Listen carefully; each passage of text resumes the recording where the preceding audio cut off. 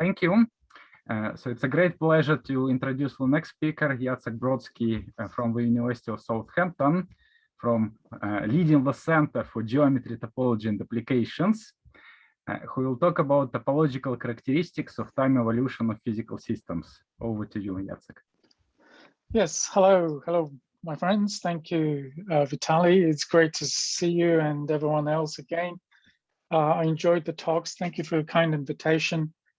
And yes, so I see some people are in their offices, some people are at home, which is interesting. I'm assuming that you can hear me.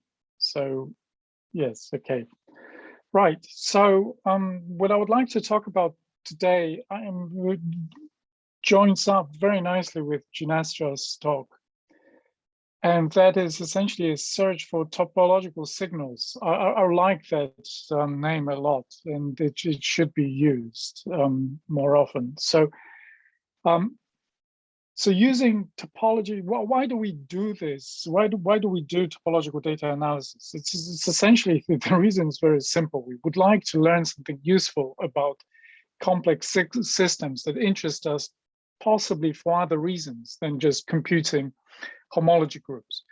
But what does it mean to detect something useful, and how do we do this? These are essentially meta questions that I wonder about quite a bit, and that's what I would like to talk about today. Okay, and of course something stopped working. I hope I move to the next slide, which I hope you can see. Yes. Okay, thank you. So this is what I would like. What I will discuss today is the result of work with of a very interdisciplinary and very friendly team that involves mathematicians, Ingrid Membrillo Solis, Gianpaolo D'Alessandro, and myself, and physicists, Małgorzata Kaczmarek, who is the overall PI. She's a physicist here at Southampton. Then we have Tatiana Ruova, who moved to St. Petersburg. And we have our friends from Warsaw, who are experimental physicists who have provided the initial impetus for this work. And we are grateful to be sponsored by the Leverhulme Trust. And what I'm talking about is in the process of being reviewed quite now, just now, and hopefully will be published soon. So let's just focus attention on a particular corner of physics that has to do with liquid crystals, which have been studied for a very long time for a great variety of reasons that are exciting from the point of view of physics, chemistry, applications. It's essentially impossible for you to live a single day on this planet without interacting with something that is using properties of liquid crystals in some significant way. So they are just so ubiquitous. They're also exciting for topologists for reasons that should emerge shortly in this talk. And that is because they are not organized, but they are not disorganized either. So as you know from your physics classes, in terms of organization of matter, on one end you have crystals, which have been studied since antiquity because they are exciting for mathematicians. They have beautiful regularities, wonderful symmetries. And in fact, this is why we have a lot of mathematics, group theory, and things like that. We have it because we have crystals. And on the other end of the spectrum are liquids that do not have any discernible symmetries. They do not have large-scale organization. And liquid crystals sit in between. They have some sort of organization. They do not have obvious symmetries in the classical sense, but they are not disorganized. And you can view it through how they behave in interaction in various physical systems. Also, you can change their properties. You can make them more crystalline or more liquid-like. So if you heat them or cool them, they can become one or the other. pretty much like, in some sense, like if you freeze water, it becomes crystalline. Okay, so that's not unusual. But liquid crystals, if you like, provide this very definite intermediate stage between crystals and liquids. So as a topologist, when I finally accepted the fact that they exist, I thought that it would be quite interesting to see if topology can actually help with understanding the level to which the crystals, liquid crystals, are organized. And would that be something useful to know how to do? Okay, so let's see. All right. Now, one important thing is that you can modify properties, liquid crystals, by adding nanoparticles. So nanoparticles are tiny particles. So nano means the typical scale, which is 10 to the minus 9th, I think, of, is nano 10 to the minus 9th of a meter? Probably. Micro is 10 to the minus 6. Yeah, I think so, yes. So nano is 10 to the minus 9th, yes, give or take. And you will see that they can act as some seeds for some change. And liquid crystals can be organized locally, if you like. So you can, just as this blob on the right tries to indicate, they may describe some structure over a certain region within the bulk, and there will be fault lines that demarcate regions that decided to organize themselves differently. And that is exciting. I already said that arrangement may depend on temperature. Other physical factors that can influence how the crystals behave and how they look is light. One important factor in all this is if you shine light on a liquid crystal, then it may reflect it differently depending on the level of organization and the particular direction in which the molecules have decided to organize themselves. And this, in fact, is what's used in displays of a great variety. You know, there is a huge variety of displays that we use all the time, and many of them are still using liquid crystals. Okay, so that's roughly the scene. One word or two words that I would need you to understand, not understand, but accept. I'm not sure I understand them myself. One word is isotropic and another is nematic. So these two words describe the level of organization of a crystal. Isotropic means, essentially means homogeneous. It means it has no favored direction, if you like. So isotropic is roughly what you see in this panel 1 in the upper left of the screen. Nematic, as illustrated in panel 5 at the bottom, is an arrangement that displays a partial order. So you see that those molecules arrange themselves in a particular direction. Okay, so so that there is some global directionality that's displayed by this arrangement. And there will be phase transitions. So these are two phases of a liquid crystal. So there is a phase transition. So as the crystal passes through various intermediate stages from having essentially no discernible global order to this quite visible global partial order. These global orders will never be totally symmetric. This will typically never be a crystal.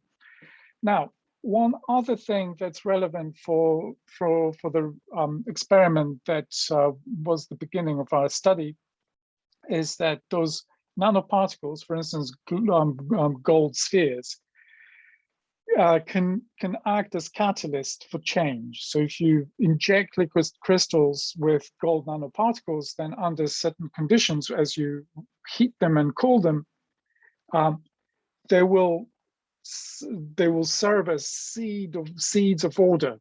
So as these pictures attempt to illustrate, perhaps what will be visible in the experiments I'm going to describe, the organization will begin close to the clusters of those gold nanospheres, and then will progress from there by attracting other particles on a larger and larger scale to form this global arrangement.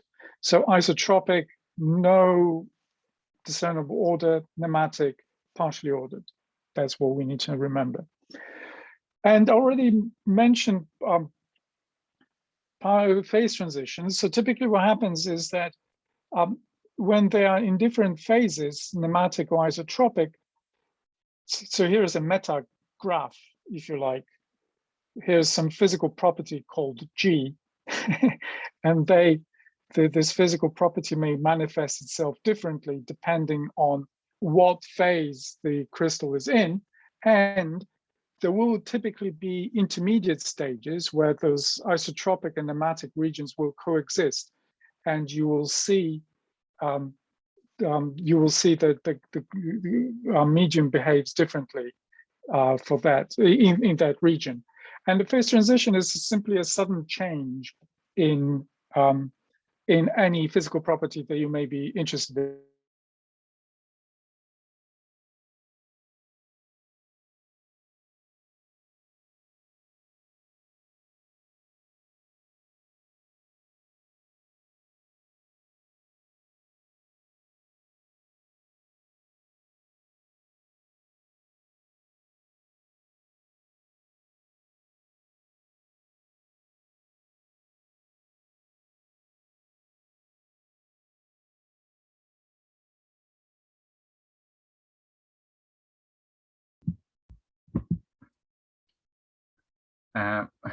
Jacek, can you hear us?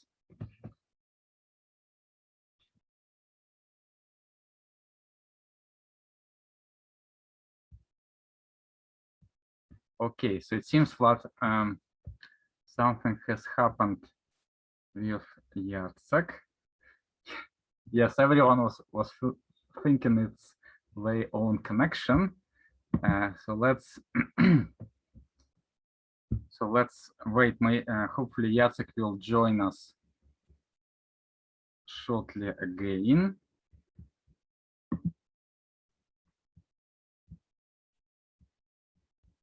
So I'll pause recording. So please continue. Okay, right. So essentially, what we're going to do is the following. We have here a capillary with our liquid crystal inside it. We are going to, so here's the little capillary. We are going to put it between two polarizers just to see how it interacts with light. And we're going to shine light through it. And we will have some camera that will capture the result. And the outcomes are, so just to tell you what to expect. If the crystal is in the nematic phase, so partially organized, we should have some strong optical signal. When it's in the isotropic phase, it should look black. There should be no transmitted light. Well, let's see if this works. So this is a video recording of one of those capillaries and what's happening with it. So as you can see, it shines light, it's brighter, brighter, brighter.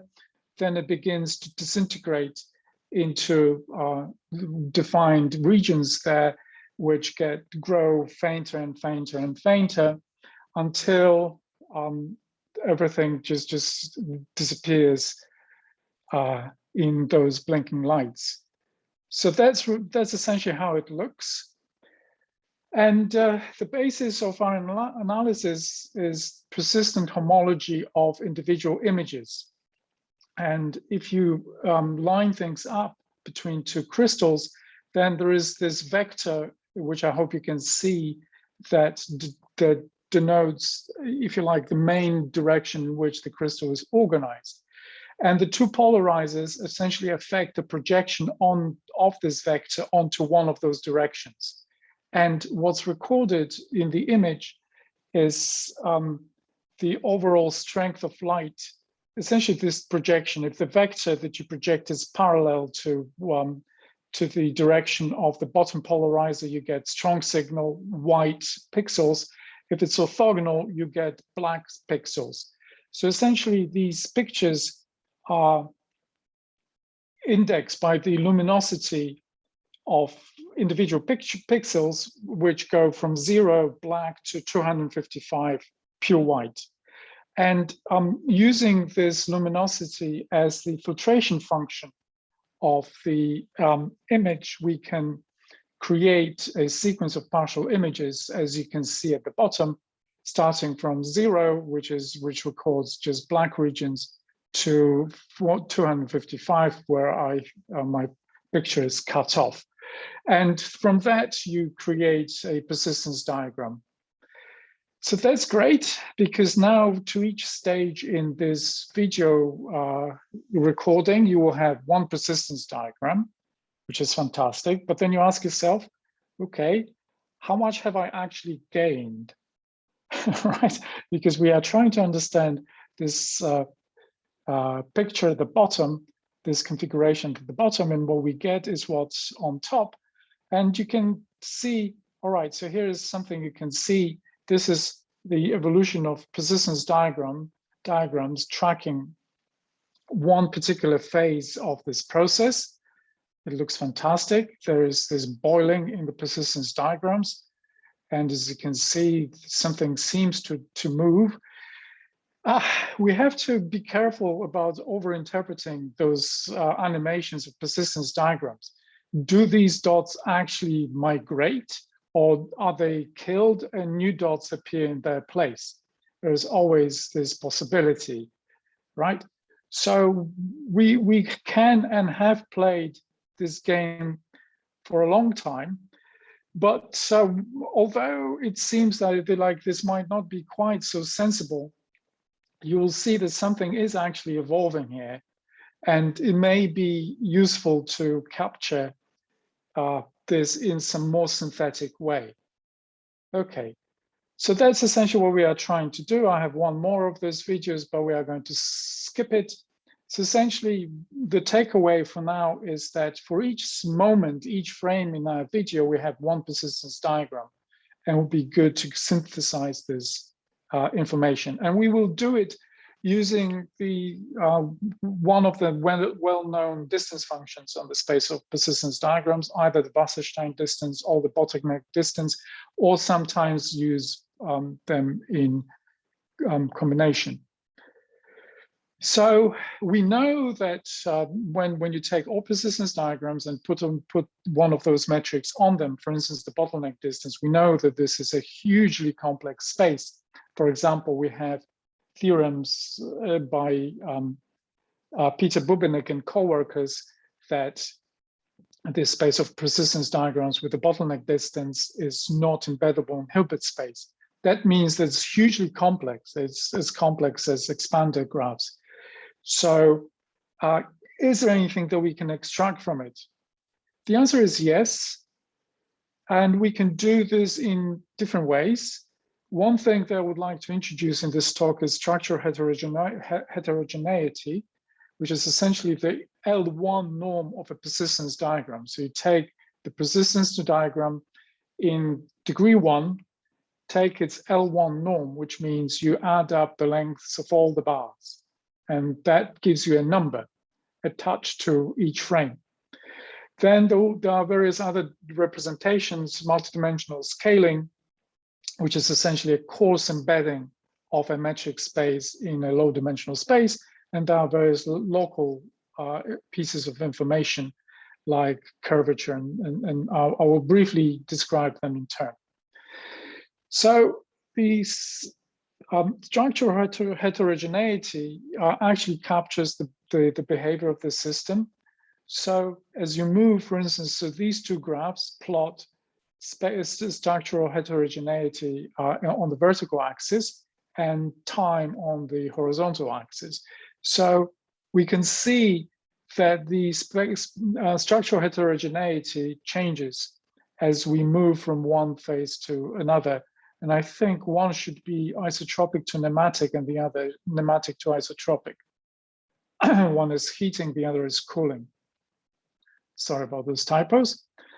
But I hope you can see that the two graphs are different. And here is the whole phenomenon. Here is the whole experiment just laid out using the structural heterogeneity. So time flows, this is on the vertical axis, we have the structural heterogeneity.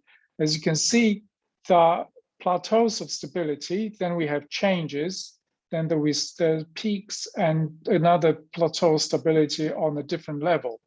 So we have different values of structural heterogeneity corresponding to different situations within the crystal. On the left, and we know this by talking to the experimentalists who performed these experiments. So we have identified by using their expertise, we have confirmed with them that this point is indeed where the nematic phase changes to this coexistence of nematic and isotropic. And then this is indeed again where we have a transition to a purely isotropic phase. So it seems that the behavior of this function does indeed capture something that we might want to know about the system. So that's one thing. Another thing is that I told you that we can use more geometric methods, which is just take the distance functions distant function on the space of persistence diagrams and try to analyze the properties of that. So using the fact that we can measure distances between persistence diagrams, and we have a persistence diagram for each frame in our video, we can calculate the distance matrix for a portion of our videos. For instance, here we have just over 400 frames, and we can calculate the distance from one frame to every other frame. And this is the evolution. This is what happens to the distances between those persistence diagrams representing individual frames. So now we're trying to discern how similar or dissimilar individual frames are. So this is what happens when you move from the nematic to isotropic phase. And this distance matrix illustrates the converse converse evolution from isotropic to nematic. Just looking at this as blobs of color, you can see that they are quite different. So this suggests, just by staring at distance matrices, that one transition is not the reverse of the other. It's not that the system follows a certain trajectory, which is then reversed as you reverse the experiment. Okay, so you can see that in the first transition from nematic to isotropic, these frames stay very close together. Blue means close, red means reasonably far away. And here you have some really interesting, on the right, you see the interesting semi-recurrent phenomena that you can discern from just staring at the geometry, at the metric space structure of these video frames. Before you get too excited about over-interpreting those geometric clues, you have to ask, in the context of that theorem by Bubenek that I mentioned, that it's difficult or impossible to embed the space of persistence diagrams with, say, the bottleneck metric in a Euclidean space without too much distortion. So you have to be careful about exactly how much distortion you impose on your space as you try to do that. So we use the standard multidimensional scaling embedding in 3 dimensions. And this little graph shows that in our particular case, there was a fairly good agreement between the bottleneck distance that I showed you and the Euclidean distance that's of the target space. So that it's a very important point to check before we start doing geometry. So after we have embedded. So what this now represents is essentially a trajectory of our system in three-dimensional space, representing the distance that we have imported from the space of persistence diagrams. Okay, so this is, I told you that by looking at distance matrices, you can discern some differences. So the blue part of that graph is the transition from the isotropic to the nematic phase. The red part of this graph is the transition from nematic to isotropic. So first, just eyeballing this, we can see that the two parts of this process are actually different, that these two pieces of the trajectory occupy different parts of the space. That's curious. There is some potential information there. And zooming in, you can see the details of these semi-periodic trajectories quite a bit better. And so this is isotropic to nematic. Here is nematic to isotropic. You can see that this almost comes back to the starting point. Okay, but again, these are pictures that we stare at, and let's see if we can actually do something better than this. We can do two things. We can compute, as you see this, we have three coordinates. These are three, if you like, axes in the PCA decomposition of PCA representation of our embedding. So if you take one of them, the first one, for instance, which is the first principal component, and compute its velocity, so simply calculate how fast it changes, well, you get some graph that's, again, seems to have some spikes and some plateaus and so on. Okay, so this is on the left, top left is what you see when you heat the system. On the top right is what you see when you cool it. There's another thing that we can do.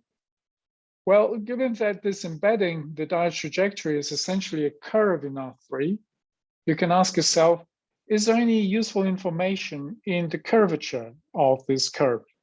Can we use that for something?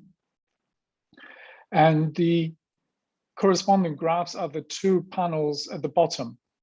So it's the curvature, the local curvature that's just in a very calculated in a very geometric way. You know, you take the radius of the osculating circle, which is the circle that approximates your curve the best in a particular point, and you compute that. Again, you see some wiggly lines, but so what's intriguing is that they seem to share, although they are not identical to the graphs at the top, they seem to share roughly the same structure. They seem to have peaks and minima roughly in the same place. And again, that's interesting because you can correlate, so you can take one of those graphs and you can correlate this with the particular snapshots from the videos describing the physical process. And indeed, it seems that there is something happening at the point where this curvature, for instance, attains a maximum. Okay, there are definite changes. Again, this was confirmed with the physicists who are part of our team, that indeed these points do correspond to something that changes within the system. So this is all intriguing because what we've discovered is that there are at least three ways to look at the system. One is purely topological, where we take the structural heterogeneity, which is obtained in a very simple-minded way from computing persistent homology of every frame in our video separately, and then plotting that. That seems to be strong enough to detect something interesting about our system. It's strong enough to detect phase transitions. It's strong enough to see whether the system may be reasonably stable and so on. It shows some key differences between, for instance, the heating stage and the cooling stage. It's interesting in that this is something that our physicist friends suspected, because when you simply look at those videos, they just look different, you see, but there is no, if you like, quantitative confirmation of that. Then representing the trajectory in the space of persistence, representing this hugely complex space of persistence diagrams in lower dimensional space allows you to do a little bit of geometry, allows you to introduce at least two more characteristics, the velocity and this curvature considerations. And that again seems to be strong enough to detect something about the changes and when they occur of this physical system. So I hope you've seen that while we have devised and calibrated this method on a very particular system in a particular set of experiments, the topology and the geometry of what we've done is easily transportable to other situations. So that can easily be applied in other contexts, starting with other soft matter systems, which are systems similar to what I described to you. And I don't want to overrun, I don't want to claim internet failure bonus. So I cut out some things. So I believe this is more or less when I was supposed to stop, right? Exactly, Jacek. So thank you very much for your persistence. Yeah, thank you. And my apologies again. You know, we've been fighting with our internet provider for the last 18 months and we are losing, I'm afraid. Okay. So it's important to be persistent, right? Okay, Yes. yeah, let me stop recording.